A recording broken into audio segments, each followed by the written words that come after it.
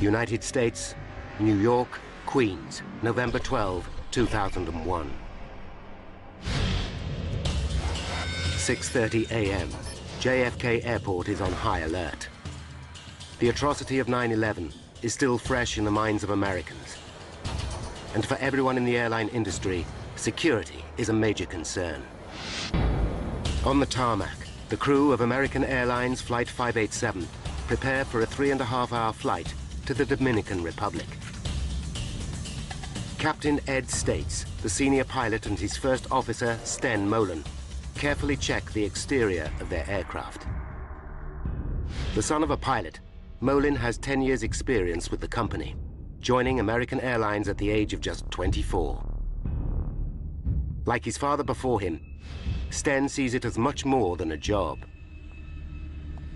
If he wasn't a pilot, he doesn't know what he would be doing because it was that important. He loved his job. Traveling to the Dominican Republic this morning are 251 passengers. Among them, 83-year-old Hipólito Algaroba and his 73-year-old wife, Ubencia. The elderly couple have decided to return to their homeland for their twilight years and are expecting their son, Hector, to show up and see them off. They're going home for good because they have raised 3 kids and their job is done. The couple have arrived well before their scheduled departure time. So early, the airline offers them seats on an earlier flight. By the time Hector gets to the airport, his parents have already checked in.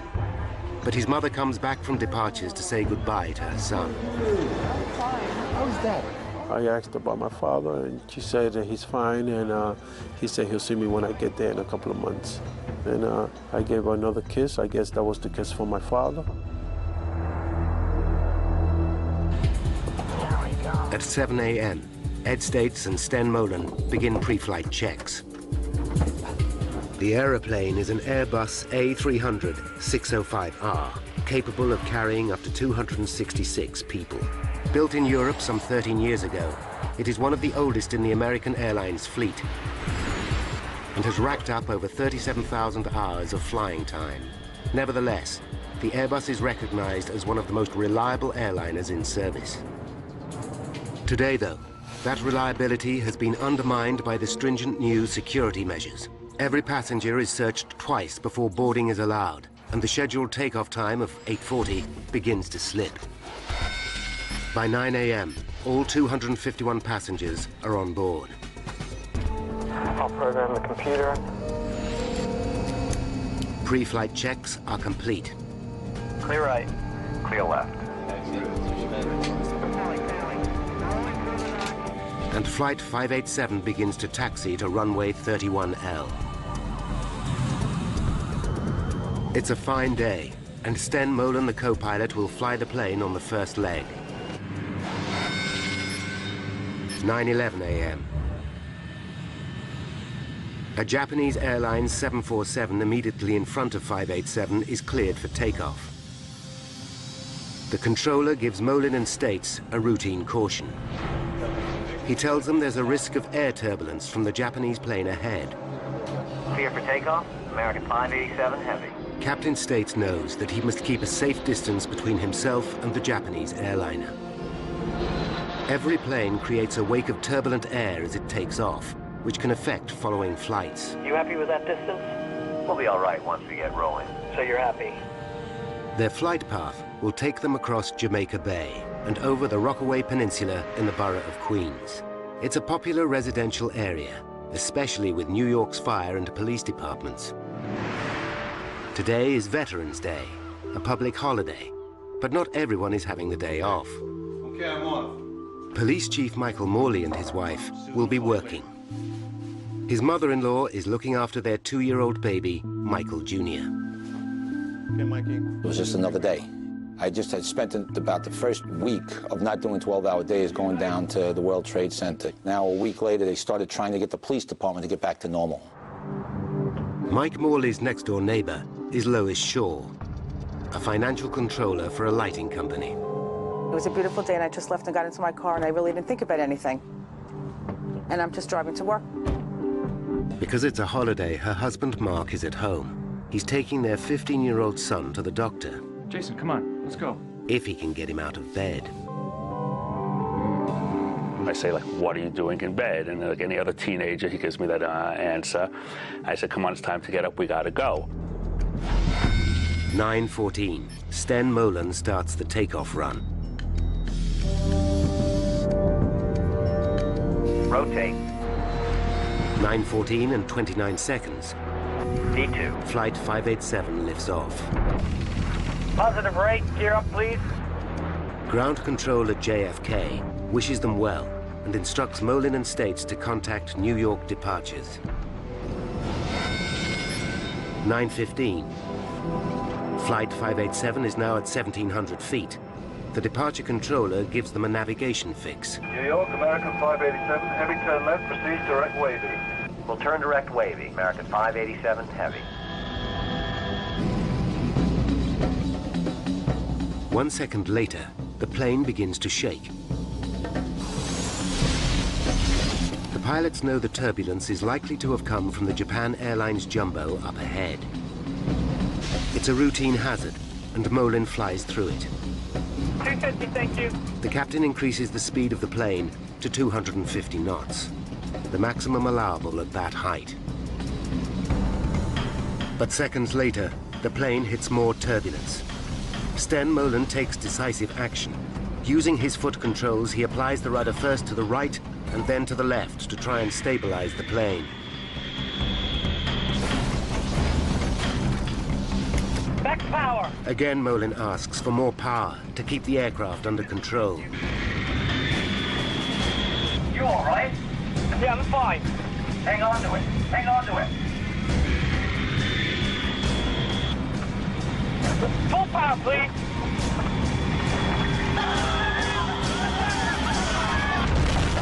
Holy! Less than 2 minutes into their journey, Flight 587 is in deep trouble. The lives of 260 people in the air and many more below are in mortal danger. 89 seconds after takeoff, Flight 587 is in trouble. In the cockpit, co-pilot Sten Molen is fighting the controls. What the hell are we into? I'm stuck in it! Get out of it!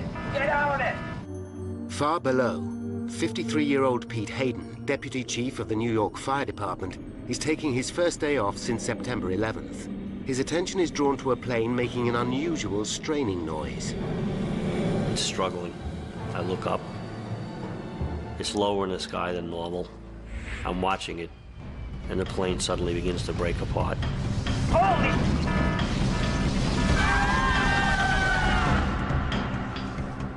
I see the back part of the plane behind the left wing break open. Smoke and flames come out. As the plane spins out of control, the engines shear off.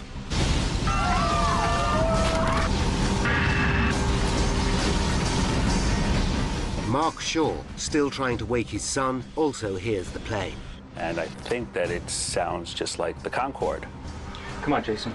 You know you have a doctor's appointment today. Come on, get up. The house starts to shake.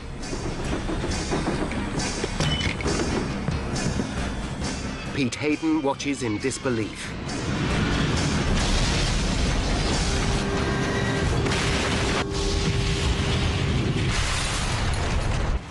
At 9:16 and 15 seconds, Flight 587 slams into the ground.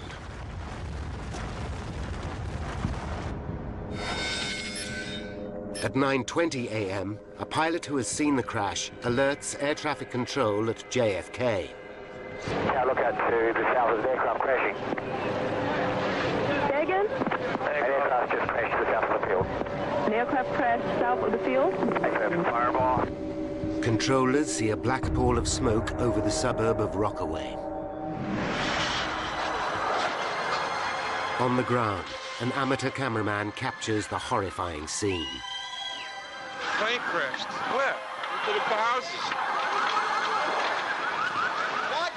Houses are crushed and burning. Aircraft parts are everywhere. The whole neighborhood seems to be under attack. One of the first at the scene is Deputy Fire Chief Pete Hayden. There are bodies everywhere, all over the streets, in the yards. some victims still strapped into the seats of the airplane. For Pete Hayden, the scene is all too familiar. It's 9/11 all over again, only this time, it's his own neighborhood that has been hit. I'm wondering who it is that I know today that was killed. As the full scale of what has happened becomes apparent, residents are in a state of shock. The engine fall down and the belly fall, the piston left side and make it slide all the way down. From across New York, emergency services race to Rockaway. Among them, Inspector Michael Morley, who's horrified to hear the plane has crashed close to his own home. His first thought is for his son and his mother-in-law. I know my son is at home. I know my mother-in-law's in the house. So I'm panicking like every other father. You know, I'm thinking, oh my God, what if my kid's killed? What if, I don't know what's going on with my family. Michael Morley's next-door neighbor, Lois Shaw, is traveling to work when she gets a terrifying call from her husband, Mark. What's gone, the house? He's screaming hysterically, the house is burning down. So I just totally freak out, and I'm trying to scream, where's Jason, what's happening? But we get disconnected at this moment. Horrified, Lois heads home. News of the disaster spreads across the city. Roger, I'll have to cut you off. We are just learning from Associated Press that there has been a plane crash in Queens. Hector Algaroba is having breakfast in a diner, having left his parents at the airport. The word that we have is that it is an American Airlines jet. He's not certain which flight his parents caught, but his blood runs cold. Hundreds of firefighters from across the city are now fighting the blaze. Mayor Giuliani arrives to see the damage for himself. We'll do everything we can to help these people, everything. And the president is on top of it. They're alert. They're watching everything else all over the country, so I think people should remain absolutely calm. But New Yorkers believe they are being attacked again. The city is in meltdown. The Empire State Building is evacuated. The United Nations is in partial lockdown. Airports are closed, and all civil aircraft are grounded. Armed F-15 Eagles scramble, and other jets are on strip alert around the country. Tunnels and bridges are closed. The city is gridlocked. Americans fear their worst nightmare is unfolding once more. The plane has crushed 4 houses on the intersection of Newport Avenue and Beach 131st Street. Across the road, 5 more houses are ablaze. One of these belongs to Police Inspector Michael Morley. When he arrives at the scene, he is horrified. There is no sign of either his baby son or his mother-in-law. On his doorstep, 2 of his own officers are waiting for him. Is there anybody left inside? My mother-in-law was babysitting Mikey. Because I said, my son's in the house. And they said, we looked, there's nobody in there. They thought that maybe I was in there sleeping also. So I said, well, did you look good? And they said, yes. As rescue vehicles race to the scene, roads into Rockaway are gridlocked. Lois Shaw battles desperately to get back to her family and home. I had no idea what I was going to find or what had happened, but I was thinking that I just have to get to my house. I have to get to my house. Michael Morley is in a desperate situation. His own loved ones are lost in the heart of the raging inferno, yet he's also the officer in charge of the scene. I'm just a regular guy, and all of a sudden you're the highest-ranking police officer on the scene of a major catastrophe like this. I knew in a little while the whole police department's going to start responding and everybody's going to come and be helping out. But for right now, I'm in charge. What do you do?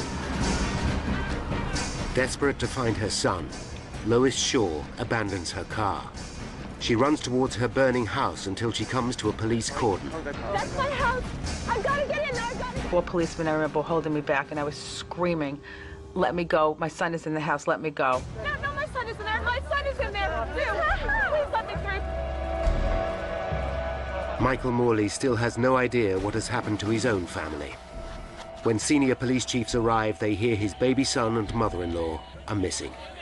And one of the chiefs says, hey, Mike, what are you still doing here? I said, I'm just trying to help out, boss. And he says, get out of here, go find your family. I said, all right. More and more people, desperate for information, arrive at the scene of the tragedy. Among them, Hector Algaroba. He believes his parents were on the plane, but he's praying for a miracle. The hope was somehow all the smoke and all the fire that I'm seeing is from some sort of impact of the plane trying to land. And there has been a lot of people that survive.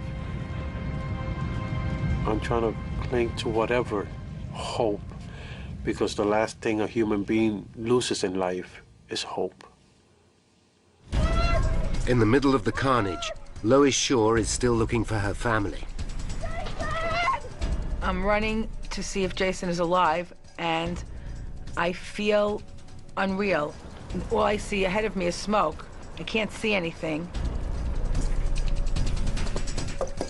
Michael Morley races frantically from house to house, desperately hoping his loved ones will be sheltering with a neighbor. Eleanor! Anybody who's a parent, you lose your kid in a Kmart or a Walmart or something like that, and you just get that panic and your stomach goes into knots and you start sweating, you're getting nervous, and you don't want to think the worst, but you can't think of it, and then just magnify that by, 100 times because a plane crash just was right on your house.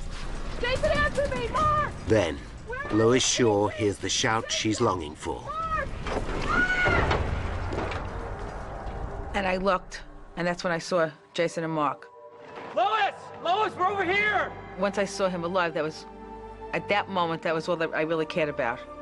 Nothing else really mattered. Oh my God, are you okay? Oh, Jason! Jason and his father are alive and well. They got out of the house with seconds to spare. Oh my God, thank God! Oh, thank God, you're okay. Give her a big hug. She was hysterical crying. That's when and then she was like, "Are you okay? Are you okay?" I was like, I didn't really have any emotions. It was just good to be together. A block away, Michael Morley is still frantically searching when a neighbor calls him over. Hey, Mike, get over here! God, they're right in there! They're right in there! I saw him. It was a fantastic feeling because 2 seconds earlier, I'm starting to panic, thinking maybe they really were dead, and you turn around and there they were. My son was crying when he saw me, and you get worked up when your son's crying, and my eyes started getting wet. So I just held him for about 5 minutes. But for each moment of joy, there are 100 of despair. Stan Molin, father of the co-pilot, gets a phone call with devastating news. Until that call came in, you can sort of, hope that it was a different airplane.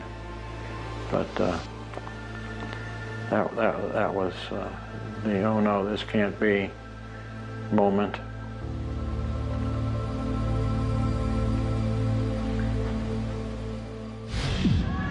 In the Dominican Republic, relatives expecting a family reunion at the Santo Domingo airport are suddenly confronted with an appalling reality. Their loved ones are dead.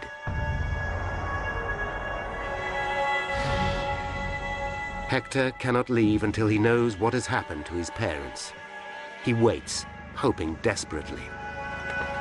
With the fire under control, the body count and identification of victims is underway. Mayor Giuliani holds a press conference. We have so far recovered 132 bodies.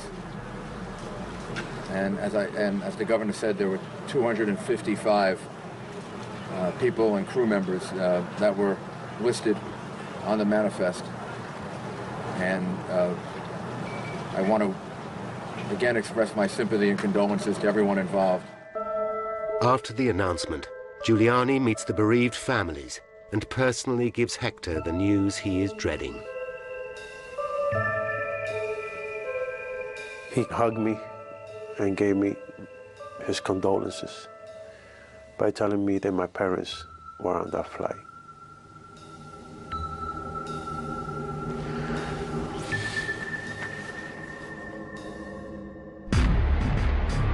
It's just 2 months and 1 day since 9/11.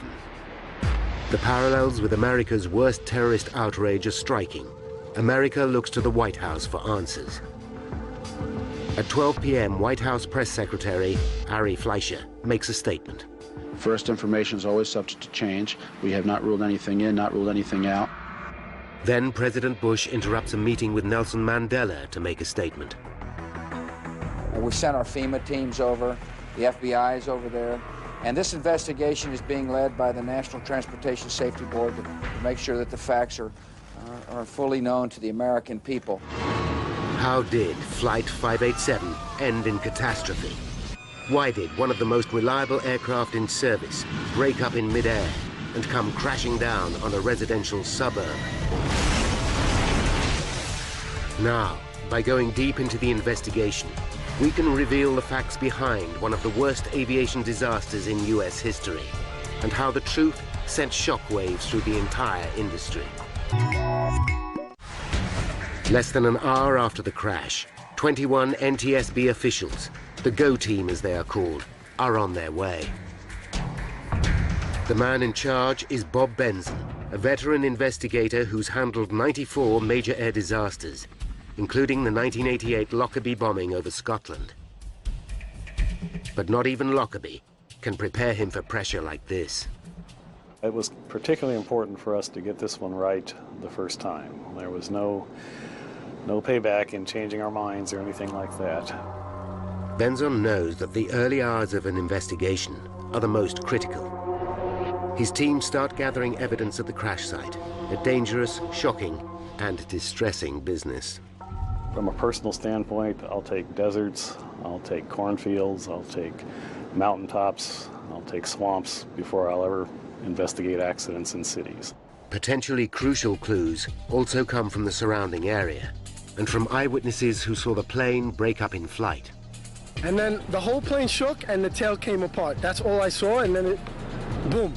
Both engines landed 245 meters before the plane. One fell onto a house, the other on a service station. The location of the two engines relative to the main crash site could provide an important clue.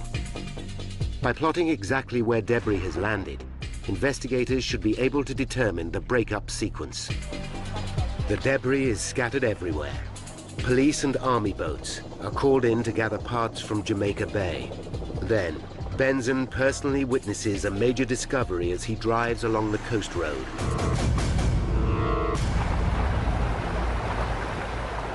A crane is lifting the tail fin from the water. That really got our attention. The tail fin is an essential component of the aircraft. Without it, an airliner simply cannot fly. The fin was found floating in the water 1.2 kilometers behind the main crash site. For the investigators, this is clear evidence that it must have been one of the first parts to break away. It could be at the very heart of the accident. But what could have caused such a catastrophic failure? For a tail to simply fall off a plane is virtually unprecedented.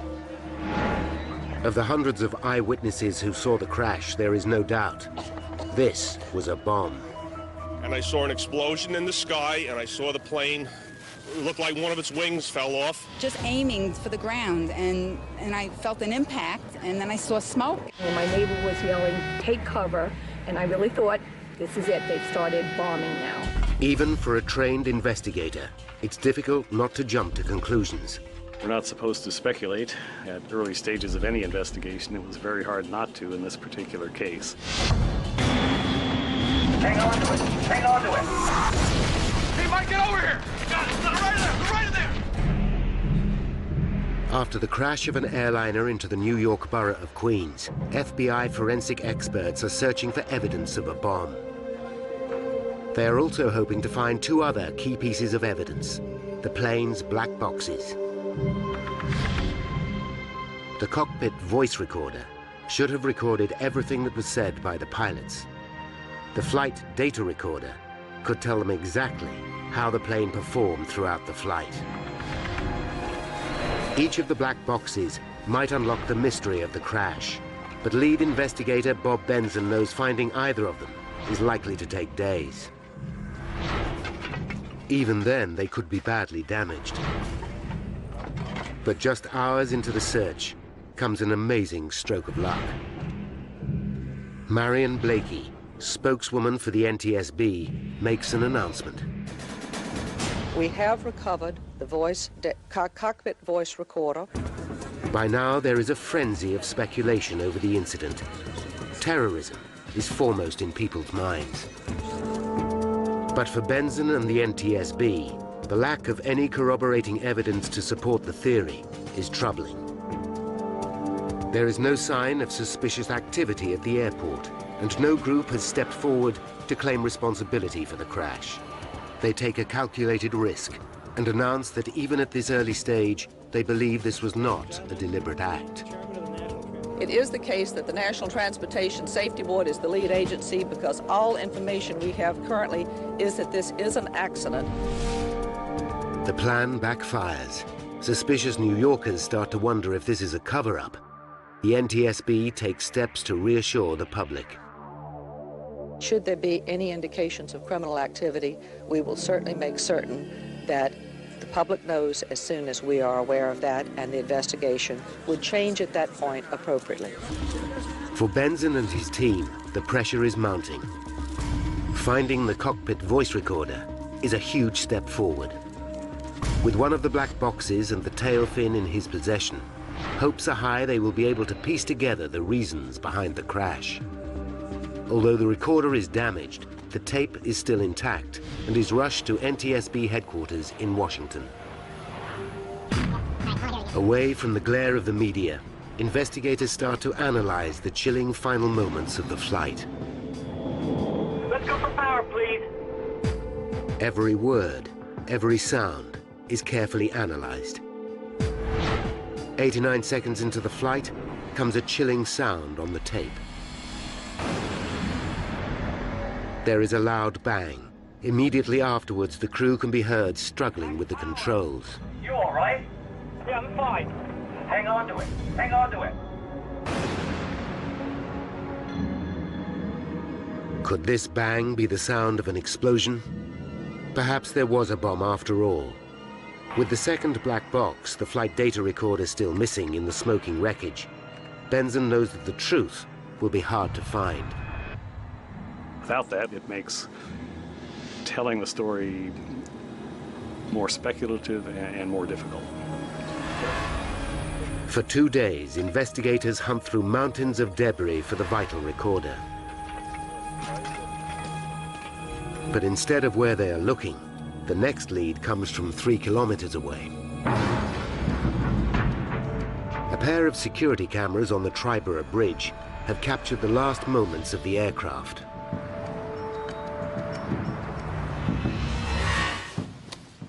These tapes could hold the key to the disaster.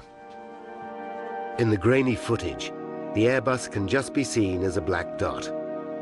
On one camera, the dot disappears behind a building. Then the second camera picks it up. It shows what could be a crucial moment. A faint white streak just visible, trailing behind the aircraft. Is this the explosion seen by so many eyewitnesses? Is this the cause of the sound, after which the pilot lost control? This could be hard evidence to prove that there was a bomb, after all. The only way to find out is to compare the time. If the white streak happened at the same time as the bang captured by the voice recorder, the two are likely to be the same event. Investigators visit the site of the toll booth cameras. Using buildings as reference points, they work out exactly where and when the streak occurred. The results back up their theory that this was not a bomb. We can see that the streak began 8 seconds after the initiating accident sequence. The calculations show the streak occurred after the bang on the recorder. The flash is probably fuel escaping as the plane breaks up. This can't be the start of the accident, although it could be the reason so many people thought they saw an explosion.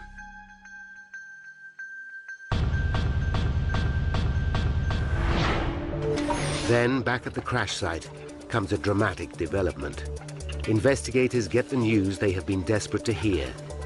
Searchers have recovered the flight data recorder. But the relief is short-lived. The black box is damaged.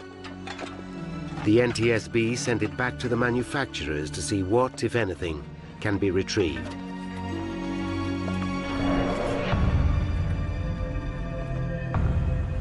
Now, the tail fin that was found floating in Jamaica Bay is starting to yield vital clues. The first thing investigators notice is that the fin is built from a high-tech material called reinforced carbon fiber composite. Often used in racing cars and sports equipment, composites consist of layers of carbon fibers bound tightly together with resin. The A300-600 was one of the earliest civil aircraft to feature this high-strength material, and it's used in many areas of the plane. But when investigators look closely, immediately alarm bells begin to ring. There are 6 main attaching points connecting the tail to the fuselage. All 6 have given way. There has never been a plane crash caused by a composite failure, but Benson can rule nothing out. You have to imagine a force large enough to break 6 attaching points made out of one of the strongest materials in the world, 6 of these holding the vertical stabilizer on, and all of them broke. So the forces had to be just tremendous. The detail of the failure is what worries the team. Plans show how each of the 6 attaching points has 2 lugs. One made from aluminium, the other from composites, connected by a titanium bolt. The damage shows that the metal lugs and the bolts remained intact, but the composite lugs all gave way. Benson has to consider the appalling prospect that the composite material itself may be faulty.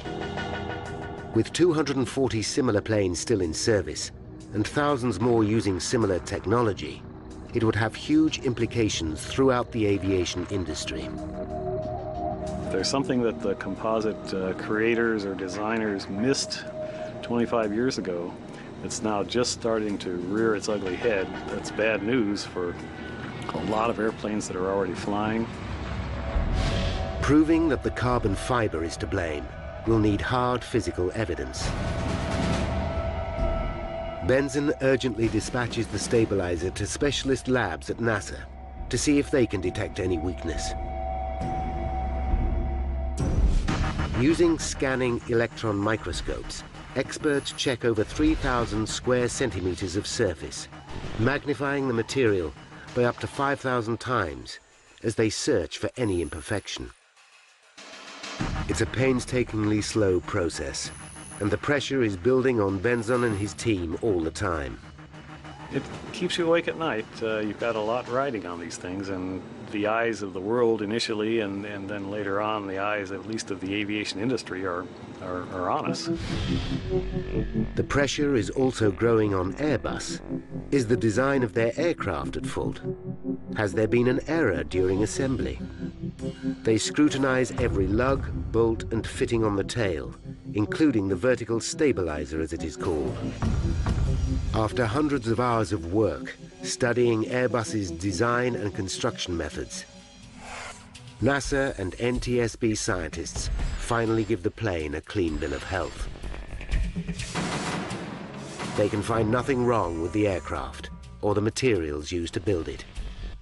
While the news is welcome, it only serves to deepen the mystery.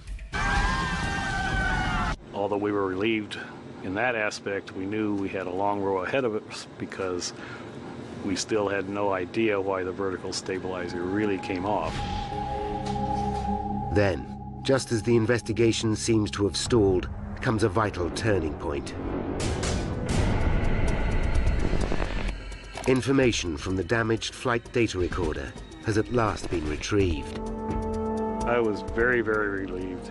But no one is prepared for the startling picture that the flight data recorder will give. The focus of the entire investigation suddenly shifts from the machine to the man flying it, co-pilot Sten Molen.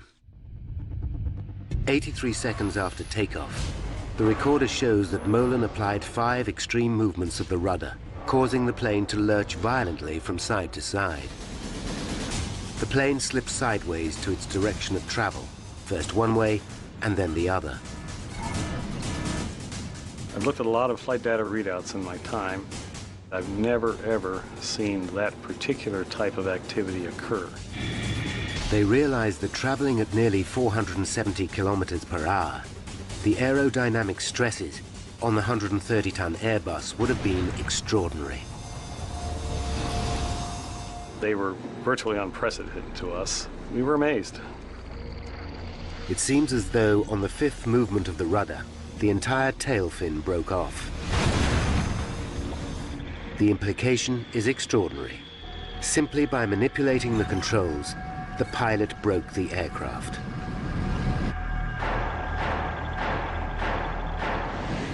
The NTSB is so concerned, they take immediate action. On February 8th, 2002, they issue a special warning to all pilots of this new danger. But the board have yet to prove that the tail came off simply due to aerodynamic forces. Many pilots doubt that such a thing is possible. The only way to be sure is to run detailed computer simulations, a process which could take months to perform. If the theory is right, then the idea that a terrorist plot must be behind the tragedy can finally be laid to rest. Benzon now faces a new and disturbing mystery.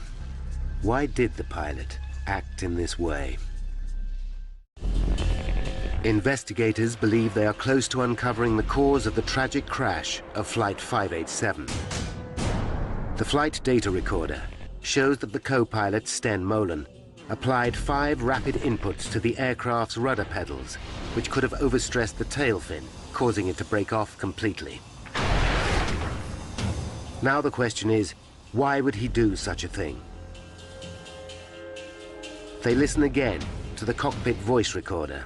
We're supposed to be 5 miles by the time we're airborne.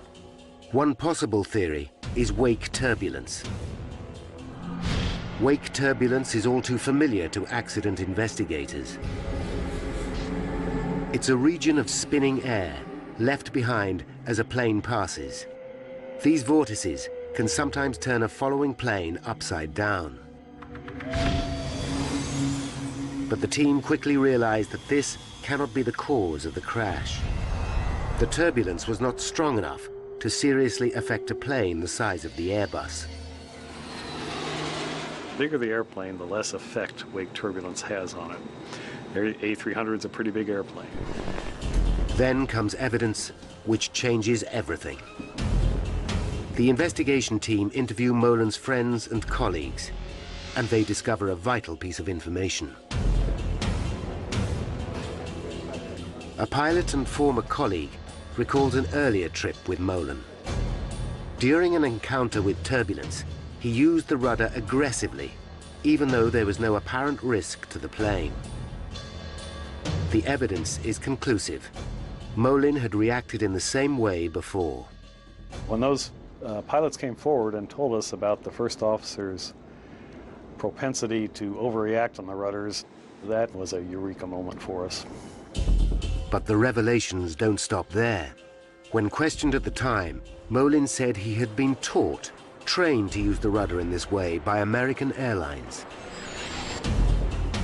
If this is true, it raises serious concerns for Benzon and the team. One would assume that if many pilots go through the same training program with some flaws in it, then a lot of pilots have wrong ideas about how to fly an airplane. With 712 planes in service with American Airlines, Benzon must quickly establish where the truth lies. The airline confirms one of their programs does indeed teach pilots to use the rudder to recover from unusual situations, as seen in this training video. And if you don't put that rudder in, what's going to happen? When you get to this portion of the roll, she's going to slice out just like that. Next, Benzon looks at the other tools used to train the pilots, particularly the high-tech flight simulators. Here, pilots are taught to react to a range of emergencies, including wake turbulence. In one of those scenarios, Benzon discovers that the pilots learned to use the rudder very aggressively. The flight simulator program had even been altered to encourage the use of the rudder, particularly when the plane was banking to the right or the left. Airbus themselves had already written to the airline saying this practice was a cause for concern. The classroom work told pilots that it was permissible to use the rudder to escape from unusual attitude situations, and perhaps more importantly, in the simulator, they were taught to use the rudder very, very aggressively to recover from unusual attitudes. The finding causes controversy. At a public hearing, American Airlines claimed that Airbus had not explained there were limits to the use of the rudder. I didn't know you couldn't do that. You couldn't do what? Be aggressive with the controls. The airline also claimed that the rudder system on the aircraft was very sensitive, and that pilots might not be aware how much rudder they were really applying. The NTSB investigate and discover the rudder control system is highly sensitive. What's more, the controls of the plane become more sensitive as the plane increases speed. On the ground, the rudder pedal has to be depressed by 10 centimeters to get maximum deflection. But when flying at high speed, that distance reduces to just 4 centimeters. NTSB officials are shocked to find that this system is not explained in training manuals. There was an apparent gap between what the manufacturers knew about the rudder sensitivity of the airplane and what was filtering down to the folks that actually flew them. Then finally come the results from the analysis of Molin's 5 rudder inputs. They confirm what nobody really wants to believe, that it's indeed possible to tear the tail fin from an aircraft in flight by stamping violently on the foot pedals. Now Benson and the team can see exactly what happened to Flight 587. Step by step, they have pieced together the key events that led to the tragedy. 5 minutes to disaster. Flight 587 awaits clearance for takeoff. Taxi in position and hold. As a Japanese 747 airliner takes off. 30 seconds later, Flight 587 is given a warning of wake turbulence. Clear to land, wind 260 at 1/4, caution for turbulence. 2 minutes to disaster, Flight 587 takes off. Positive rate, gear up, please.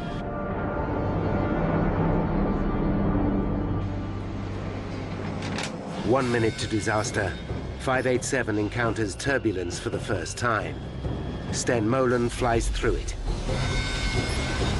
30 seconds to disaster, 587 hits a second, larger wave of turbulence. The plane is now banking to the left, reminding Molin of his simulator training. Rudder movement. Not realizing how sensitive the rudder system becomes in flight, Molin stamps on the pedal, causing maximum rudder deflection. The plane swings violently to the right, placing enormous loads on the tail fin. Investigators believe that an astonished Molin thinks that the plane is reacting to the wake turbulence. He doesn't realize that his own use of the rudder causes the violent movement. Molin immediately slams the rudder pedal into the opposite position. The plane now swings violently back to the left, placing another enormous load on the tail. Both Molin and States believe the plane is somehow caught in the turbulence. What the hell are we into? I'm stuck in it! Get out of it! And in a desperate attempt to get control, Molin applies another rudder input, this time to the right. Now, thoroughly disorientated, Molin again applies full rudder. 587 is now on the brink of disaster.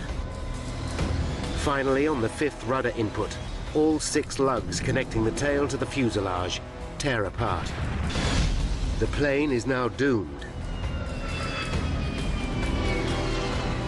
Terrified passengers and crew can have no idea what is happening. Huge G-forces rip both engines away. 106 seconds after takeoff, Flight 587 falls from the sky. 265 people are dead.